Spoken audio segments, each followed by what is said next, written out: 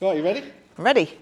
So, welcome to another episode of the Keeping It Business podcast. I have Ruth Forster here, and we're going to have a chat around her journey into, I'm going to say entrepreneurship, but she doesn't like this word entrepreneur, so we're going to investigate that one as well.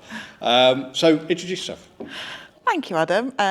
Ruth Forster. My business is Wagstaff Recruitment and Careers Coaching. Been going 15 years on the 4th of October 2025. Our business supports engineering, manufacturing and automation businesses in the UK, a little bit in Europe. Tried to break into the US. That's not been as successful as I wanted it to be. Maybe that's a discussion. And 6 years ago, I looked into career coaching because I'd worked in recruitment for 30 years and kept meeting people who were miserable in their jobs when they got to the top of the tree, and wanted to understand why we make the career decisions we make to help people when they're a bit stuck in their careers. So I'm also a master's qualified career coach. Superb. Right, now let's start on this one. Well, let's first start off with the entrepreneur. We had this discussion. Yeah, we had this text yesterday. Yeah. So go on, explain around that. I think it's the language. And I've had lots of conversations with people about this, and they've said entrepreneur. Like, in my mind, an entrepreneur was somebody who was doing things new. And I've been trained in recruitment. I worked in recruitment for 15 years before, I can't remember, however many years before I set my own business up. But it wasn't anything new. I was taking what I'd learned in my career, and because of a set of circumstances, decided to go it alone. And from that, over the past 15 years, I have done what I've always been trained to do, which is help people get hired and help them hire people into their engineering businesses.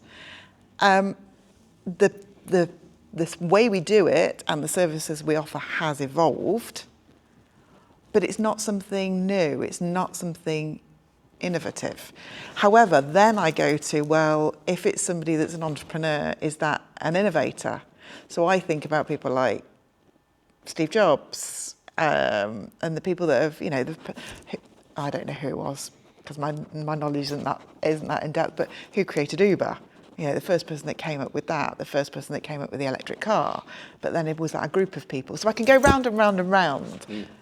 I would say that I will now class myself as a business person. Okay. I don't think I've innovated. But it's two different. Innovator, entrepreneur are different. Yeah. But it's the entrepreneur. I don't know, and it's. The thing for me is, it's a strange word. It is a strange word, and everybody uses it. And I think that's the other side of it. I think for me, is everybody uses it. Yeah. So I think I run a business. Has that business evolved over the past 15 years? Yes. Am I forward thinking? Do I look forward? Do I think about what's next? Yes. I just don't identify as an entrepreneur, and maybe it's because everybody uses it and I'm one for simplicity. Yeah, I look at it as I have, a simplistic view. An entrepreneur for me is somebody that is built a business up from nothing, decided to set up a business, built the business up from nothing, has been both failures and successes in it, but learned from it, and have kept going. Yes, okay. That for me is like the entrepreneurial side, the entrepreneurial spirit side. Okay, so I like that, and I agree with you. So I would say, do I have entrepreneurial spirit? Yes. Yeah. Can I have entrepreneurial spirit and just be a business owner? Yeah, absolutely. Thanks. Absolutely. Funny enough, it is the word entrepreneur. I do have a hang up on. So much so that actually on Instagram last night I was messing about and I was just having a look at the profile and different things, and I actually looked at the classification. I'd got business consultant, and I thought that doesn't really fit for me. No. And then I started off for the business. I then started looking down, and I couldn't find anything in the categories you could have Yeah. that would come across, and the only one was entrepreneur. And I've put entrepreneur, but I didn't like it. No, it's funny how it makes us feel, doesn't it? It's really strange. Actually, now this is a good link into this one. We've probably overused the word entrepreneur. I agree. Have we overused the word engineer? I think engineer is so broad that the clarity around, do you thinking about it? Yes, I think we have, because I think we need to speak to our audiences with clarity. And if we go back to the next generation coming through, if you say engineer, and this goes back to actually a very early part in my career. So I lived in Italy for a while, and their version, what they say as an engineer, was a chartered engineer. And my dad is an engineer, Yep. And he's a maintenance engineer. And that was a very distinct period of, oh, okay. And that was back in the 90s. And I think now if you were to say to students coming through, engineer, yeah, it's too broad, especially with the innovation around tech and digitalisation. So yeah, I'd agree with you. I think it is overused. Yeah, I think it's just been tagged on to certain titles that engineering has no involvement in. Cleaning engineer. Oh, okay. I've seen. Yes, okay. Yeah. And that for me dilutes what an engineer is about, the technical aspect and the skill set that is within an engineer. I think on the opposite side, so we recruit a lot of maintenance engineers into engineering, FMCG and general engineering. I've had this discussion of should we change the title of maintenance engineers, because the generations coming through identify that as quite an old term now. So if we were to look at a maintenance engineer who was going to be responsible for some really great tech, robotics and automation, but they were still doing the job of a maintenance engineer. They were making sure that piece of kit, even though it's automated and robotically controlled, it is different to what it was 20 years ago. But do they want to identify that there is more tech behind it so that they feel that that's their career rather than the job that their parents and grandparents had? So whilst I think the word engineer is used too much and maybe too broad, I do think there is an opportunity for a change of language to attract people into what is a great job still. Yeah, absolutely. I'm interested in that. I'll probably come back to that one later on. Okay. I'm interested in that. Thinking about the younger generation, Yes. I know we're both passionate about the younger generation. Yeah. So I'll part that one from now. Okay. And I'll come back to some other stuff as well, but I want to learn more about your career sort of like side. Okay. Have you always been in the recruitment side? Yes, bar the very first 2 years of my working life. Okay. Yes. What were the first 2 years then? So I left school at 16. I think as you get to a point in your life when you're able to look back and reflect. Mm-hmm. So what I say now is, what I'm about to say to you, I didn't recognise as a 16-year-old. Okay. But at 16, I was very lost. That's the easiest way for me to describe everything was I was very lost. I was an average student. Academia was not my strength. So at that point, you know, the encouragement to do A-levels or none of that was there. So I applied for what in those days, and we're at 1991, was YTSs, youth training schemes. So I went to work for a local authority. I'm from Nottingham, so I went to work for a local authority and did 2 years working in well, I don't know, shall we call it council tax or poll tax? Okay, yeah. But whichever way you want to, or whichever word you want to use. So my first job was in billing, which was okay. And then after 6 months, I went into bailiffs. Oh, right. So at 17 years of age, I was dealing with people who were not paying their council tax bills and issuing bailiff issues, which that made me grow up. So I did that for 2 years. It was a rolling contract, and at the end of the 2 years, it's like you'll get another year or a permanent contract, but they were quite slow, and I needed to still have an income and wanted the independence in that situation. And somebody said to me, "Have you registered with a recruitment agency?"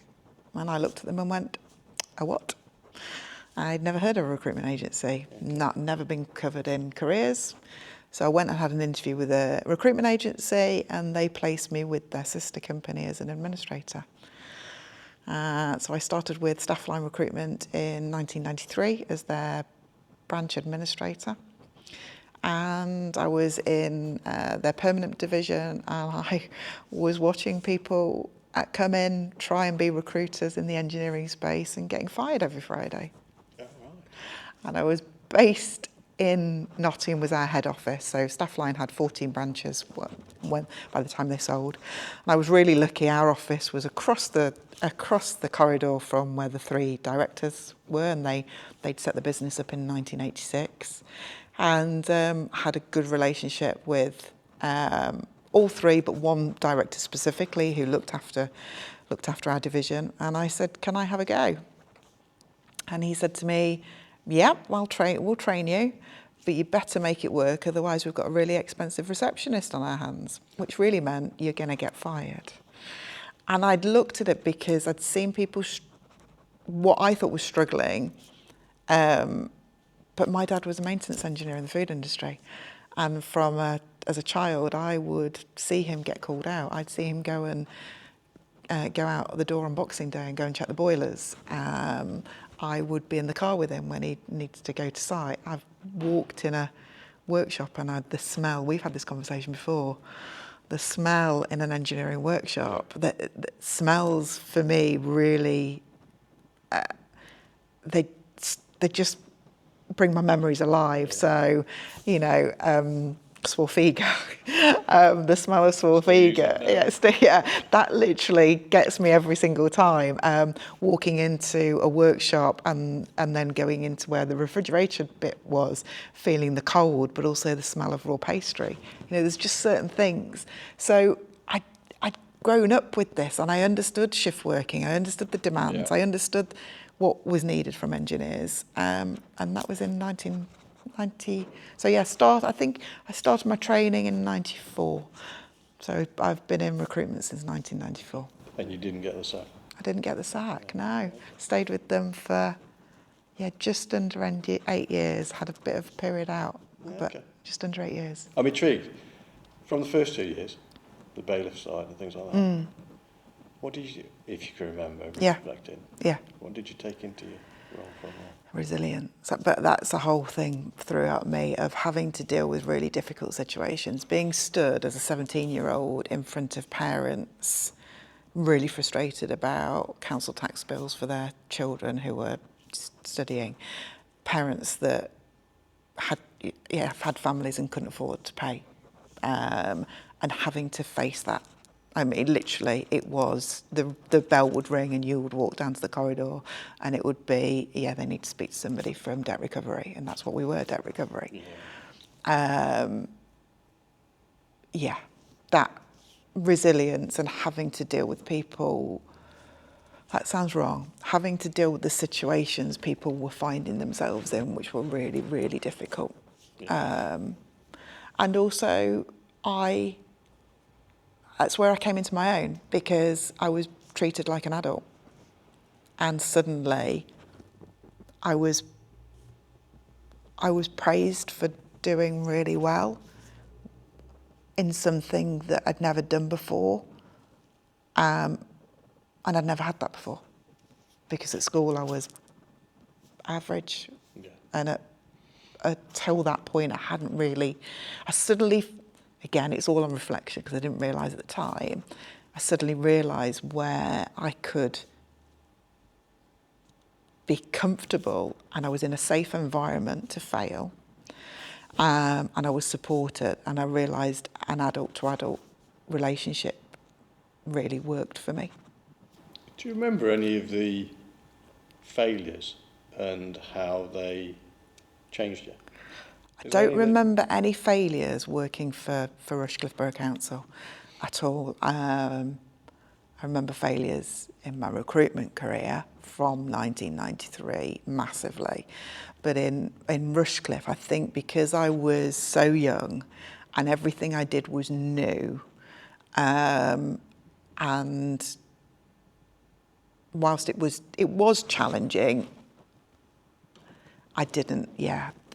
no, there wasn't anything in there. It was supportive. It was, nothing in there. So from there then, Yeah. where did you move? Well, what made you move on and From staff? So Staffline. So I was with Staffline for just under 8 years, and the reason I moved on was had a blip in the middle. But why I eventually moved on is Staffline sold. Okay.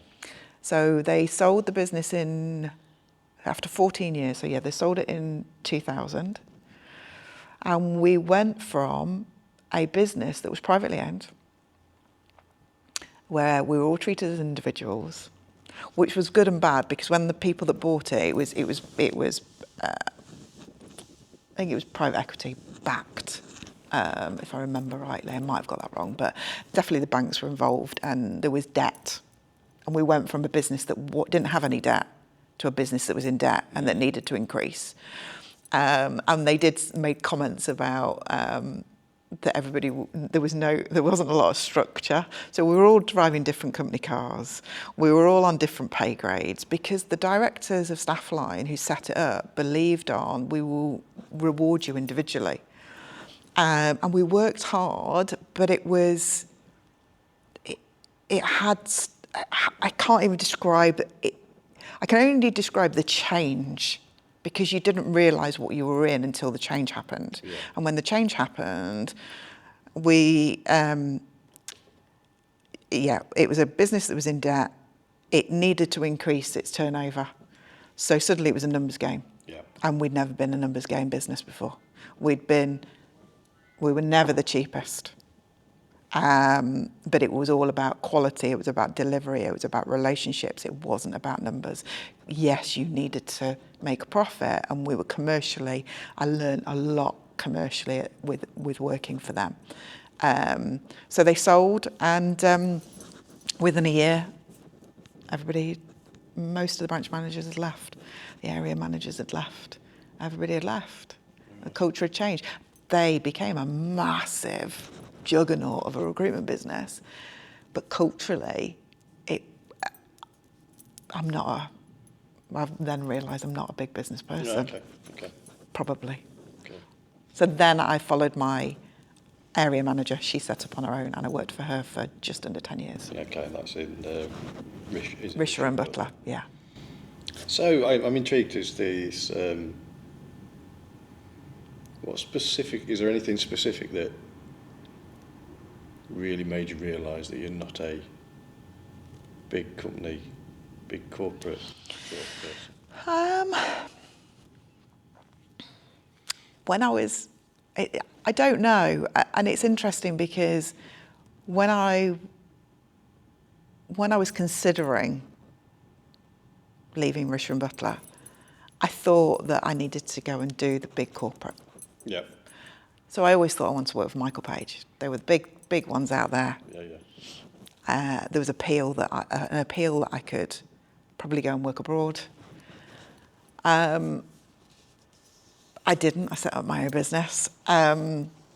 And then I look back now and I think I'm not sure I would have survived, if I'm honest. I'm not sure, knowing people that have worked within big recruitment businesses, I'm not sure.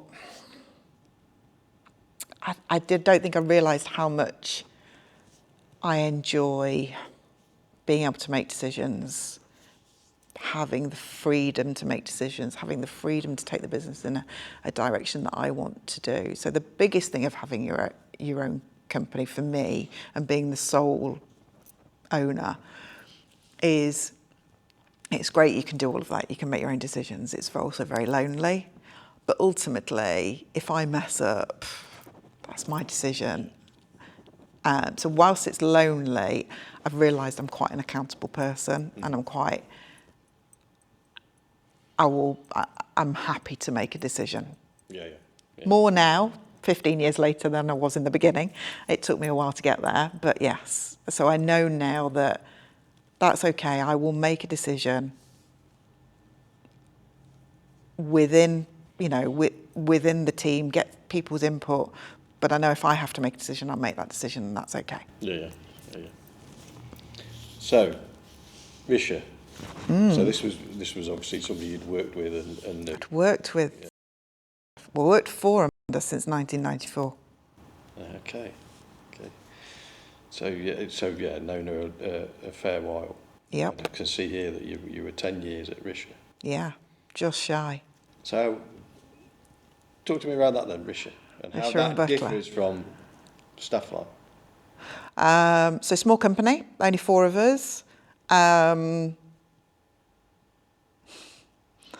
So this is where I remember all my failures. Okay. Because they were placed in front of you like a naughty school child. Okay. Now, do you have to be careful here what you say? No. So, yeah. No, not at all. No.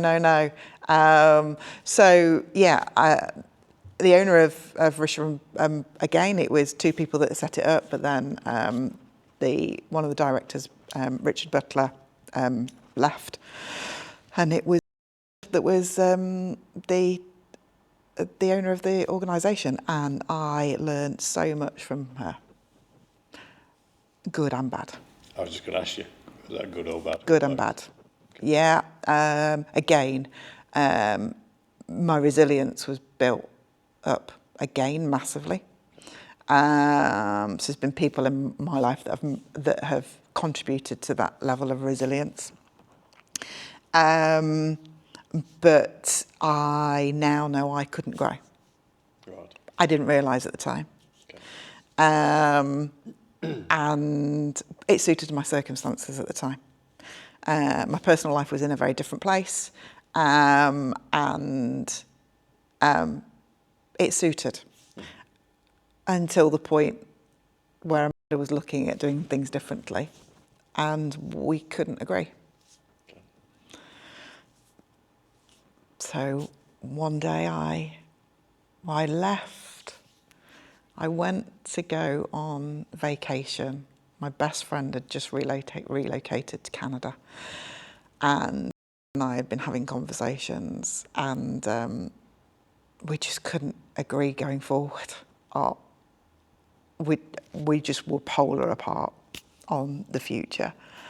And I remember driving out of the grounds of we'd got a beautiful building on an estate up in Nottinghamshire, and I remember driving down the drive, tree-lined avenue, deer either side, in my car, thinking, I'm about to go on holiday. I don't think I'm coming back here. And I had 2 weeks leave, went away for a week, came back and phoned her on the Thursday and said, just to let you know, I am coming in on Monday, but I am coming in to resign. And because we're a small business, I wanted to give you the opportunity to tell me not to come in if you don't want me to come in, but I am coming in to resign. and I resigned. Okay. And therefore Wagstaff And Wagstaff was was created. okay. Yeah. So Wagstaff started from the ground up. Yep, me in my spare bedroom. Okay. What was the hardest thing that you found in those early days?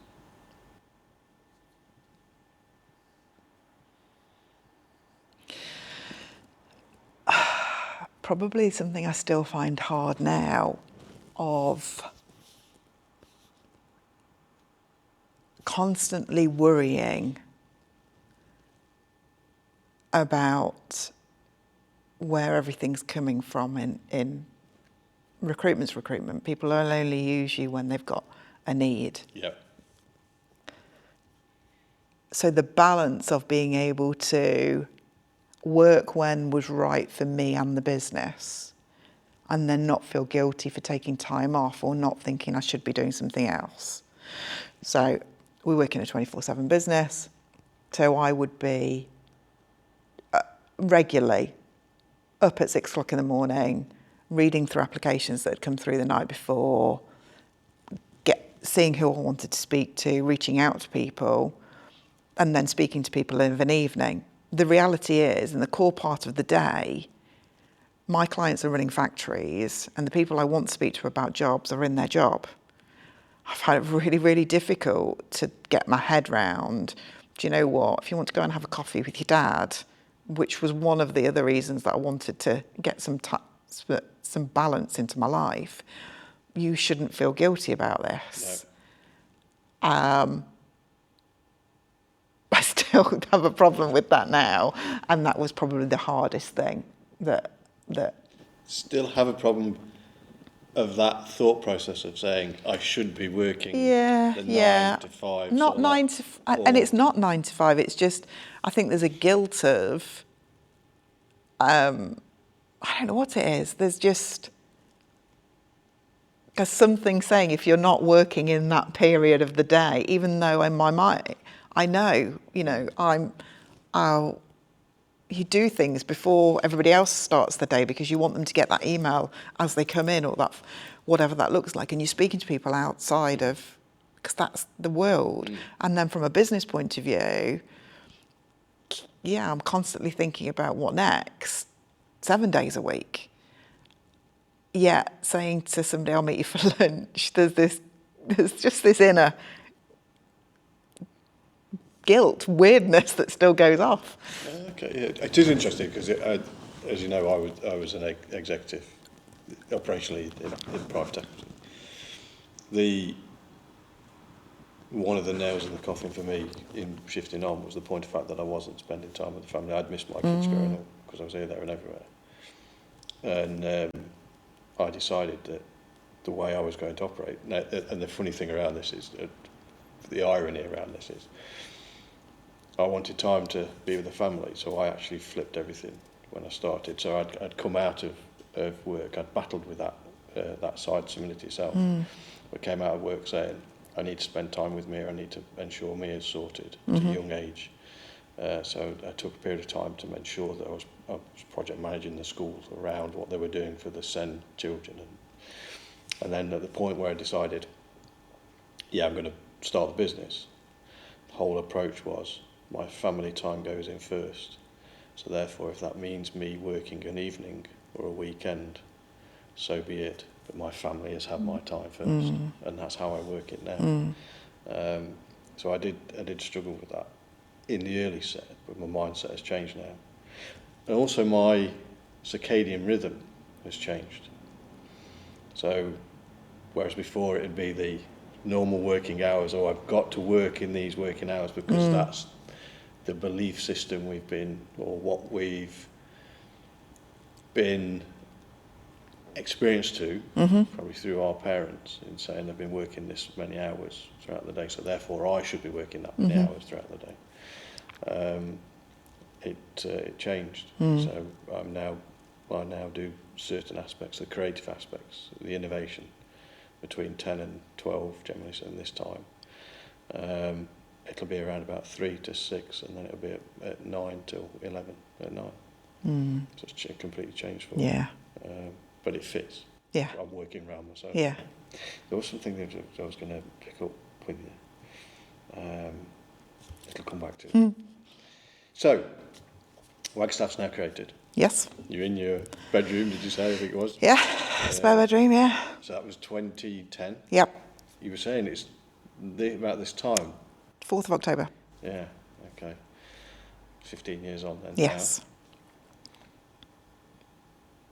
Now. Actually, I'm going to ask you, whilst we're on this, we're talking about that. So from 2010 to now, how's your thought process changed between that? Has it changed? On the work life.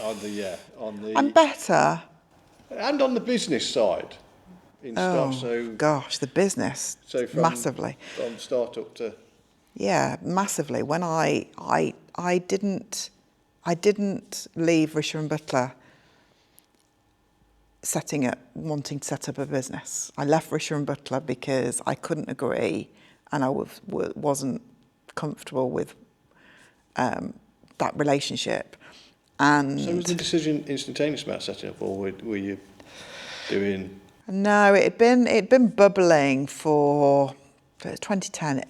I probably started having the thoughts in 2008, 2009, talking through what that could look like. And then in 2010, 2010 I met my husband. And I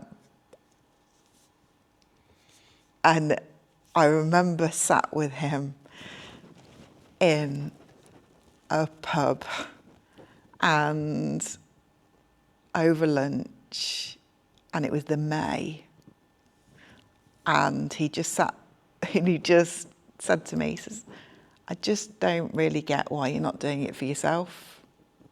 And I always said that he's the risk taker, which is quite bizarre because he's an FD. So you would be like, but he's a very strategically visionary individual. Unusual for an FD. Very unusual. I always say, sorry Craig if you listen to this, but he does know I say this about him. I always say he's a crap accountant, but he's great at vision. Yeah. So he just said, I just don't get why you're not doing it for yourself. And there's me, not got the confidence to step into this, not what I would say a risk taker. So we carried on having conversations, and that started from the May, and then the conversations with Amanda were then starting to happen in, I think, around August, September time. And again, apologies if you are listening to this as well, Amanda, but I do tell everybody this story, is that she was thinking about, so the business was coming, it's 10 years old. She was obviously looking for a sale because she did sell reasonably, I think, a year after I left. And she said, so these were the things the barrier that made me make this decision. One of the things she said was, there's things that are happening in the future, but I need to know I've got your buy-in before I tell you. I said, I can't buy into something I don't know what you're telling me about. So that was number one. We were butting heads. So then she went away, and we just couldn't, even somebody sat with us and tried to mediate the situation, and we just couldn't agree. Then we had a final meeting. This was the thing just before I left. This was the thing. So we sat, and she gave me a pay rise, and that was the only thing I remember was the pay rise. And I remember her saying to me, you don't look that happy. And I said, so I would have been, 35 at this point. And I said to her, it's not about the money. In 5 years' time, when I hit 40, I want to know what I'm planning. If you suddenly sell, have I got to start my career all over again? If I don't know what's in here for me. So it's not about the money. She turned around to me and said, I'm not saying there isn't going to be anything here for you in the future, but initially you need to prove yourself. and we'd worked together for 17 years. 14 years, 17 years, something like that. So I came out of that meeting, phoned Craig, and Craig said to me, well, I suggest if you're going to prove yourself to anybody, you need to prove yourself to yourself, and Nate, this is the time to back yourself. And that was the pivotal thing that's when, right, I'm going on holiday. Yeah. We have a conversation. And he always had that very gentle foot on my bottom to push me just to go one more. Now, I will now say I am a risk taker, but my confidence levels have never been that high. So they're better now. But that was the thing. That was the... Okay. So in that, do you still need to kick up the arse every now and again? No. Yeah. So I don't now. So that's the change now. Yeah. The change now has been no. And I don't know when it changed. You alluded to there, though, around the confidence. Yeah. And correct me if I'm wrong, you said you still struggle with that confidence bit. Yeah. But I would say you don't, because you've just turned around and said, I don't struggle with taking the risk. So I don't struggle with making a decision now. I have to make, I know I've made decisions that I've had to make. And I would say that's about being accountable. Yeah. And for the good of my career, the business, and the people within my team. And I do honestly believe, there's times where you have to do nothing, but most of the time you have to make a decision. Yeah. So I've had to make a decision, because that if you don't do something, we're just going to die. And the business will go backwards. And so there's been some stuff I've invested in tech that has been a waste of money. I alluded it to early, tried to break into the US market. That hasn't worked. I don't regret anything that I've tried. Yeah. And that's one of my always things of it. I'm very close to my dad. And my dad has brought me up with the phrase of, Ruth, life's not a dress rehearsal. Yeah. So I've always thought, right, this is it. You know, we're here today, and this is it. So I always go to in my head, it's right, a little bit deep, but if it all ends tomorrow, and you're happy with where you are today, mm-hmm. and if I can answer yes, then I'm on the right. Yeah. So one of them was, okay, I want to try and break the US. If I came to the end of my working life and I hadn't tried it, would I have regretted it? Yes. Now, I'm not saying it's just not where I wanted it to be. It's still bubbling and it can still happen, but it's not the success I wanted it to have been. So I will make decisions. Expectation on your behalf, or? Expectation? No, maybe. I don't know. So talking about that US market, because we'll stick with Wagstaff now. What made you want to go into the US market? I thought that we, as a business, our clients are global. Mm-hmm. And when you're trying to grow and have new business, rather than consistently trying to find new business, it was, okay, the customers we have are global, so why not work for them globally? Yeah. That was why. Yeah. So it was a strategic business development plan. So there was three core customers, and a few that I thought I could break into.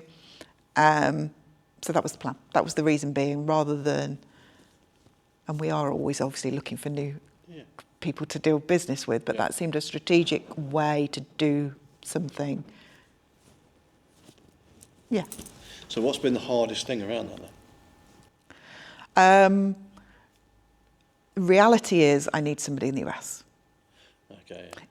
My belief. Now, there is other recruitment businesses that do everything remotely. I've learned a lot about the different relationships between UK and US. And I read somebody, there's somebody that I followed, and she has really summed it up really well, and it really resonated with me. She said, when you're in the UK, let's start with the UK market. The UK market, you take a long time to build a relationship with somebody. But once you have that relationship is really, as long as you don't mess it up, it's quite solid. With the US, everybody will meet you for a coffee, everybody will give you the time of day, but it's very fast paced and can be a little bit more transactional. So once you're out, you're not front of mind, and you're not there, and you're not working that market, you're forgotten. Yeah. And it's nothing personal, it's just, well, who's there at the right time? Whereas in the UK, somebody will say, well, actually, no, so I will do it. No, I met them about 6 months ago. Let me reach out to them because I feel comfortable because I met them. Whereas I think the US is just very different. So for me, it would have either meant me being out in the US 2 out of 4 weeks a month, which wasn't practical at that time, or it would be hiring somebody out there. As I say, it doesn't mean that this is not still going to happen. It's just that where I thought we'd get to wasn't. And we've got great partners in the US who can partner and deliver for us. It's the so my team call me head of coffee and cake because I'm always out. So you need a head of coffee and cake in the US, and that's the gap. Okay. I think I'm intrigued around this, and I don't know whether, because I've got no research, no evidence on this at all. So it's just something the thought process around this is: do you think that how we are different from an HR, human resource point of view, in the US compared to the UK, that the US is more transactional because they are a lot more lenient? I would say the lenient can be more cutthroat. I was going to say, I mean, you lose your job in you're gone in 2 weeks. Do you think that plays into some of that aspects around that? I don't know. It's not screaming. You haven't said something to me that's gone, oh yes. So my gut is, I don't know. I'm not, I don't know. Because it is more cutthroat, I'm wondering whether it's because there's no moral, ethically, whatever you want to feel around it. No, I think, no, I don't know. I think they make decisions. I think they're quicker to make decisions than as British, do we procrastinate a bit too much about a decision? It was interesting. I don't know. It was interesting with saying that yesterday I had watched the interview with Mitchell at Rise 3D, and he's got an American market over there. Of course, he's on innovation and driving on innovation. And he summed it up that the Americans have a real, which I've seen, obviously, they have a real go-get-it attitude. But they're not innovators. They are 10 years behind what the UK, from an innovation point of view, Oh, interesting. And that was his observation. Yeah, I couldn't comment on that. They've got the drive and the go. Yeah. Probably just some of the other finer points that need to go with it. Yeah, I think it'd be unfair to broad brush them as a whole. There is experiences that we've all experienced. So I think in certain companies in the US there is more pace, there is more appetite to get things done quickly and make difficult decisions. But there is some businesses in the UK that still have that culture. Yeah. So I think we can't broad brush. I think there is people that I know who have worked in the Brits that have gone over and worked in the US for short periods of time and experienced their culture.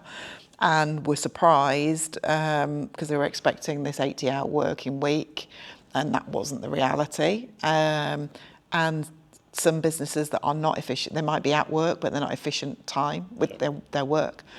So I think I think it comes down to culture, if I'm honest, Adam. I think it's culture within a business, how it sets, and the people that you employ within that business. Culturally, we are very, very different. Yeah, I think culturally as a country, there is different, but then from a business point of view, how you set that culture, there's some very, I'm all for equality, and I think there's good in both. Yeah, absolutely. Yeah, absolutely. So, Wagstaff. Yes. So there's different elements to Wagstaff. There is. So, go into the detail around that. So we have our Where did you start from these different elements? Because I know you've got the contract maintenance. So it's always done. I've always done, and me as a recruiter, always done permanent and contract. Yeah. Always done that. I was trained as permanent contract, and to be able to have a conversation with anybody with an engineering manufacturing business and talk about any of the roles that they have. So how did it start? It started as me literally just replicating what I was as a recruiter and doing exactly what I was, which was speaking to people and helping them out in whatever that looked like, whether that was a contract maintenance engineer for their food factory, a supply chain manager, a design, whatever it might be. So it started from me, Ruth, as a recruiter, and just taking all of what I'd always done. So how the business is now and how it's evolved. So we've always had contract maintenance engineers. So supplying into FMCG 24 hours a day, 7 days a week, when they've got a gap. So that stands on its own. But then on top of that, you've obviously got the permanent recruitment for the maintenance engineers. So you could say that stands on its own. Then we've got permanent recruitment for any role within an engineering and manufacturing or automation business. So we're part of a network called Team, which is 500 plus privately owned recruitment businesses, set up over 30 years ago by a recruiter who was based down in Salisbury. I think Simon was based, and was really frustrated that the big boys were coming in and taking over the Pfizer account where it was in their local town, and it was like, well, we need a bigger agency. So the premise was, could a group of independent recruiters get together and offer the bigger solution? So we could cover every geographical area and any discipline. So when this was first said to me, when I'd had my business a year, and they said, have you heard about Team? No, never heard of it. It's a group of recruiters that get together and share business. I looked at this person and went, sorry, highly competitive industry that I've come out with. We don't share anything. You want me to go into a room, sit next to my competitor and have a chat about business? Yes. 14 years later, best thing that we ever did, and what it's enabled us to do is to deliver more to our clients. So that's how we deliver the US work. So we've got partners in the US that will deliver that for us. But if we get a marketing director or a finance director, I won't recruit it, but a partner from mine will. So we've got maintenance engineering, contract and perm, classic recruitment in engineering manufacturing, and then the world's changed. Yeah. And the reality is, and I've always said this, a business should only use us when there is a specific need. So whether it's a role that needs delicately handling, might need to be confidentially recruited for, when the internal capacity of the internal team is full and they need extra support, or they're small and they haven't done this before. Yeah. But the reality is, when you get bigger, you'll get to a point where you need an internal recruiter. Or you're small enough and you can write your own adverts and put them on Indeed. So the consultancy side of our business helps people to build their own internal talent recruitment strategies, so they don't need to use a recruitment agency. Yeah. Only use us when you really need to. It also helps the internal people build high-performing teams So anything from interview techniques, understanding your team dynamics, dealing with conflict. I'm known for telling clients not to recruit when I hear there's something doesn't feel quite right. Don't go out and recruit because this might not work. Let's look at something else. So there's a leadership and training elements, the consultancy, and then the private coaching. Coaching people if they've been made redundant, so redundancy and outplacement support, but also people who have got to the top of the tree and thought, I'm miserable, this isn't what I thought it was going to be, or personal circumstances have changed it. So, and there's the coaching on that side. How do you find the ones around that miserable from the exec's point of view? Has that got worse, or is it just I'm just intrigued around that? I think people are frustrated. They're frustrated. I think, yeah, it's always going to be the same. It goes down to dynamic, doesn't it? Yeah. You get hired into an organisation and maybe they get bought out, there's different people involved, they want more autonomy, they don't believe in the direction of the sales strategy, they don't believe in the products that are being innovated. You know, there's so many different things, or they just want to be at home more. So there's so many different things that will happen now, but no, it's probably the same, hasn't got better, let's put it that way. So I noticed on here, be career confident. That was 2020. Yes. For the founder. So what's that? Is that an arm of that, or is that something separate? It was, so I work with, so as I work with lots of different independent recruiters, I work also with independent training individuals. Right. And Charlotte and I both had recruitment businesses, both had gone in consultancy, and in the pandemic we thought, how can we help people? So we created Be Career Confident as an online support for people who were being, well, we covered everything. We did CVs for people who were CV workshops for people who had been made redundant. We did mental health. We did community work. So we just did that, and we did LinkedIn Lives, and it was basically a community career support to make people, goes back to my core of not feeling lost. Yeah. Because, and then we just got to a point where we're like, I think everybody's actually okay, so there's no point of us having this. So Charlotte and I do outplacement work together. We do leadership training. And Charlotte's more on the training than the recruitment, whereas I'm more recruitment and training. So we complement each other. And then I've got 4 of the really great training people who do everything around NLP, Myers-Briggs, conflict resolution. So we do all of that as well, and that's sort of, we're doing more of that at the moment, which is quite exciting. Super. I'm going to come on to there was some other questions I was going to ask you, but I might leave that for another one actually. But I was going to ask you some general questions now. Okay. What do you think your unique skill is that has helped you become successful? You can't have resilience. Because you mentioned that a few times. I think I've always had a coaching mindset. So what makes me a great recruiter is having approaching it in a coaching way to get the best for that business and for that individual. Yeah. So questioning, curiosity, and then what makes me a great coach is I still work in recruitment. That balance as I think that's my USP. Yeah, I'm going to ask you now. Put you on the spot. You don't have to answer it. Recruitment or coaching, which one do you prefer? You don't have to answer it if you don't want to. No, I will. I will answer it, and it depends on the circumstance. I love a good recruitment project. Yeah.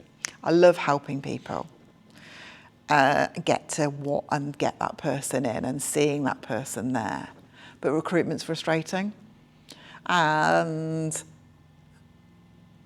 so that's the bit I love about recruitment, and that's A bit frustrating is when goalposts change and you can't get to the point where you need to deliver.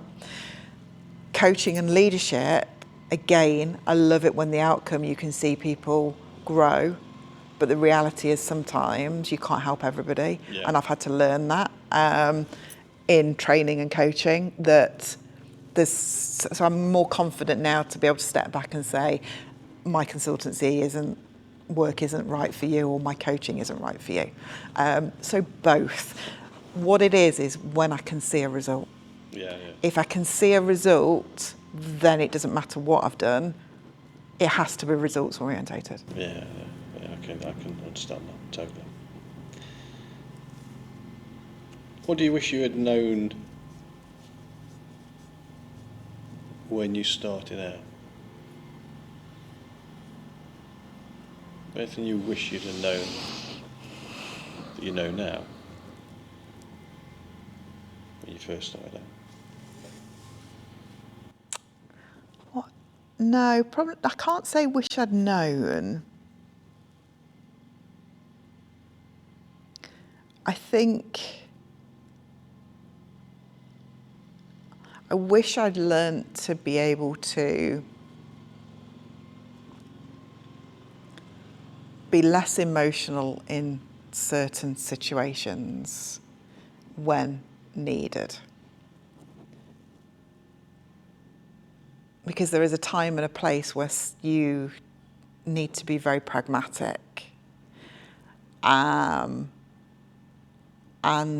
what I found the most difficult was, so I'd led teams before. I'd ran a branch for staff line recruitment. I'd had people, had a team, and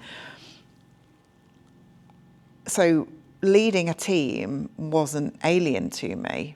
Even though when I fell into, I'm going to just be a recruiter and have Wagstaff, but then I'd got too much business on, so I needed to have a team. So that didn't worry me, having a team. What the surprise was, leading a team for somebody else is very different to leading a team in your own business, in my opinion. And what's the difference? I was just too emotional. In your own business? Yeah. Okay. Yeah, I could make more clinical decisions in an organisation that wasn't mine. Okay. What do you think that comes down to?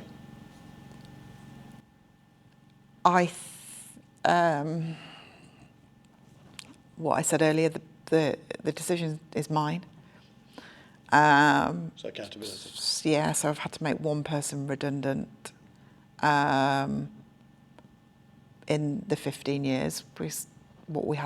We were in a tricky situation, and I didn't want to do that. But that's not bad going. No. In 15 years through what we've been through. No, but the emotional of doing that, I found it very difficult. I think I felt that I was failing as a leader when a team, I'd hire somebody and they weren't successful.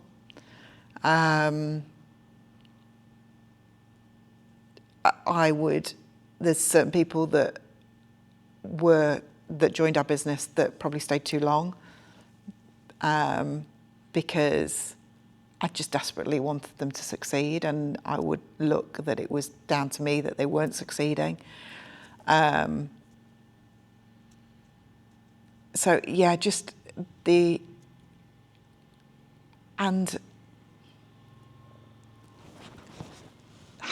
we're a team of 5, so having, no matter how many people you have within your organisation,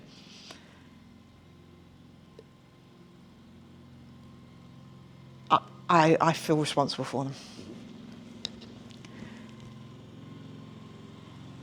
And it's a different level than running a team for somebody else.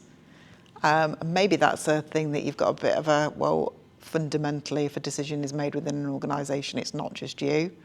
So, whereas this is me, this is my decision. So, if I invest in something and it doesn't work out, I still feel like, gosh, you made that bad decision. So, have you put the business at risk financially? And which I haven't, but those things go out, go through your mind. Yeah. Okay. I've always had this saying of manage your emotions, you manage your business. Yeah. If your emotions are in, Yeah, and just step back I wish that. So when you said what I wish I knew, it's that. Yeah. It's that being able to balance it. Took me a long time to learn. Yeah. 'Cause I'm quite emotional and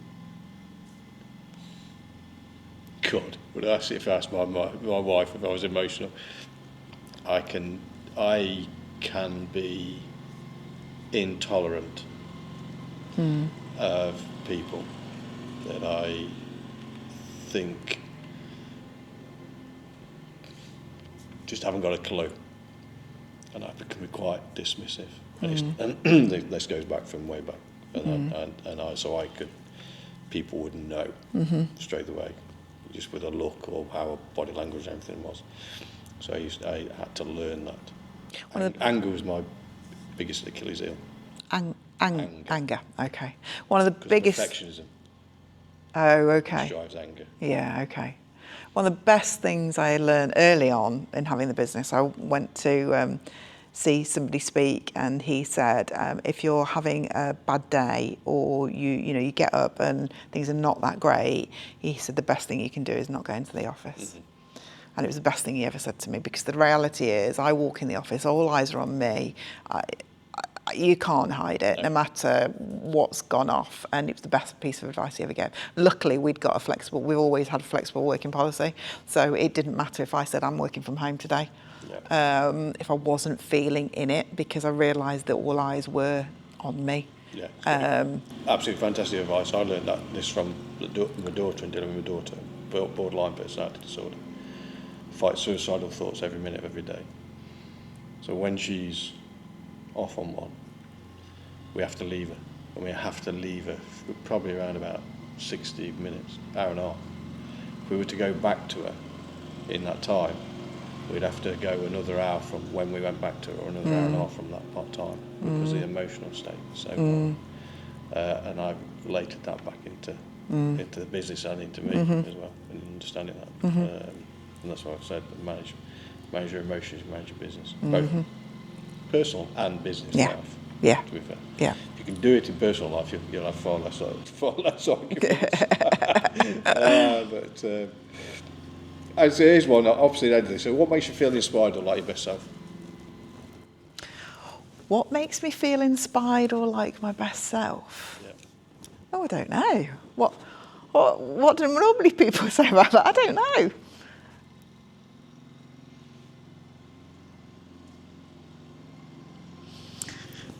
What makes me feel inspired or like what? Inspired? Is that a level of contentment? I don't know. Is that when you feel content? Is that what you mean?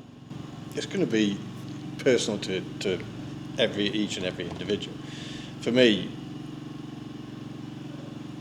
although I'm not very, how can I say, I'm an introvert, although I can be extrovert. So both. I've forgotten what they call that. There's a word for it. I can't remember what it is.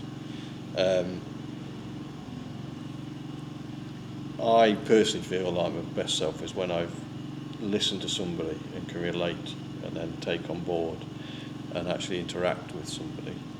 And also, similar to what you were saying, is that I can see an outcome in that person that I'm dealing with, or a business that I'm dealing with. I can see the outcome, and they begin to see the outcome as well, and begin to realise it. And that's when I feel like my best self. Okay, well, I've imparted. Yeah, okay. So I think best self is, delivery, 100%. If we deliver, whether that's a recruitment project, a consultancy project, there is no better feeling than getting somebody a job. There is no better feeling. And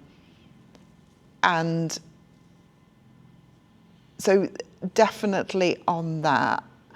And I think When you've been of value, been of value to somebody, probably, that my team are happy, that they've got stable careers, that they don't need to worry. That everybody has bad days at work, but as a whole, as a team, we've been together.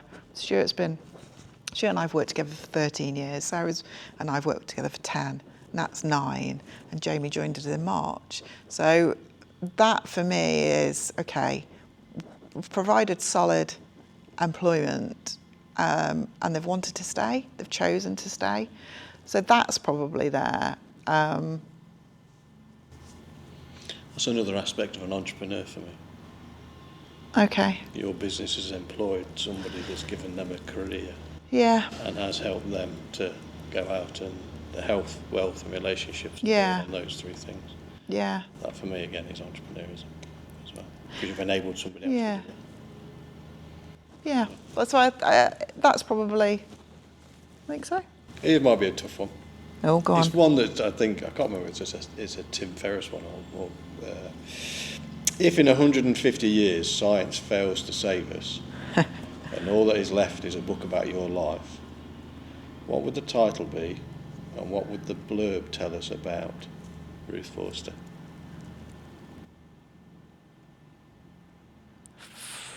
Dear.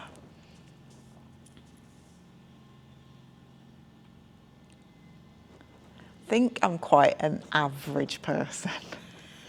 So I would be like the average business leader, because my whole... You can't be an average person. Because not every average person goes and takes a business, builds a business, employs people. But there's always people that have built bigger businesses than you and employed more people than you. And there's always people that have built less successful businesses than you. So I always say, as a recruiter and as a business owner, I know I've got a good business.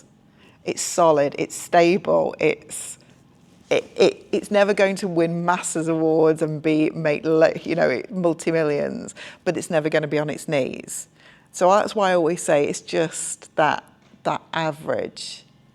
It would probably say something. It would probably, you're a bugger, you are, because that's a difficult question.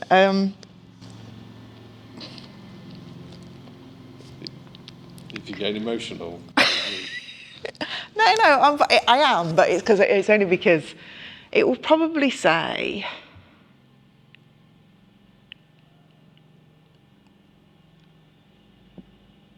did something that the 8-year-old of her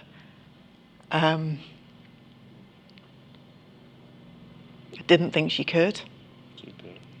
And